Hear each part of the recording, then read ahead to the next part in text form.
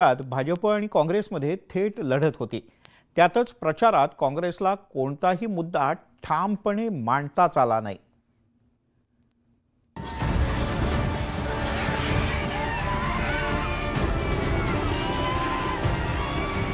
विधानसभा निवडणुकीच्या निकालात भाजपच्या सुनामीत विरोधक अक्षरशः वाहून गेले। भाजपने ही निवडणूक नियोजनपूर्वक लढवली होती। तब्बल 75 मतदारसंघात भाजप आणि काँग्रेसमध्ये थेट लढत झाली।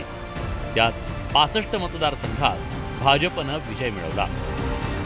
विजय मिळवण्यासाठी भाजपने मोठ्या सभांचं आयोजन केलं होतं। नरेंद्र मोदींनी 10 सभा घेतल्या, अमित शहानी 15, योगी आदित्यनाथ यांनी 11 सभा घेतल्या।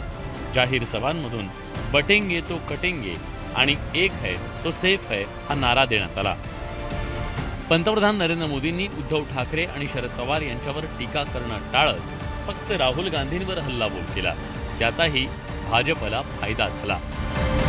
भारतीय जनता पार्टीसोबत असलेली महायुतीची उद्धव ठाकरे यांच्या आमची युती ज्या पद्धतीने या महाराष्ट्रामध्ये 165 वर आम्ही गेलो, आज उद्धव ठाकरेंचे ह्या झाले आहे।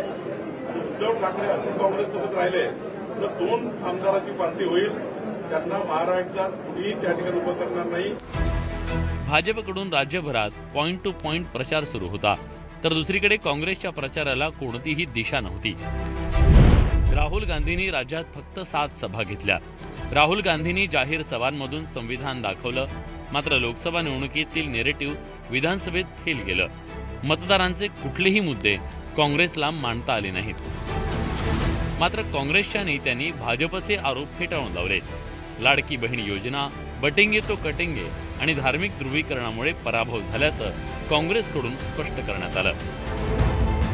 लोकसभा निवडणुकीत दुरावलेला दलित आणि आदिवासी मतदार आपल्याकडे वळवण्यात भाजपला यश आलं, तर दुसरीकडे काँग्रेसला त्यांचा मतदार टिकवता आला नाही आणि भाजपच्या आक्रमक रणनीतीमुळे काँग्रेससह उद्धव ठाकरे, शरद पवार यांच्या पक्षाची अक्षरशः धुळदाण उडाली।